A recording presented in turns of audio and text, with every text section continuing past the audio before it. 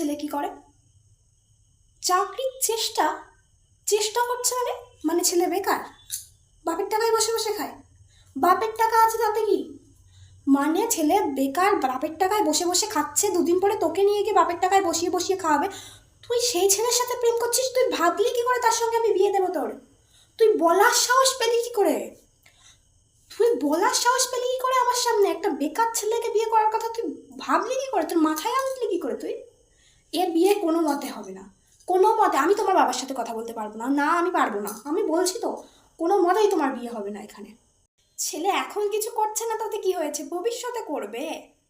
আরে চাকরির চেষ্টা তো করছে, ছেলের বাপের অঢেল অঢেল টাকা আছে, মাঠে অনেক জমি আছে। আরে বাবা তো বড় লোক, সমস্যার কি আছে? চাকরি এখন করছে না তো কি হয়েছে, কয়দিন পরে করবে, সমস্যা কি আছে? আরে আমারও বিয়ের পরে তোর বাবা চাকরি পেয়েছিল, সমস্যা নেই। এখন চাকরি করছে না, পরে করবে। আর বাপের টাকা আছে, যদি বসেই খায় তাতেই বা সমস্যা কি?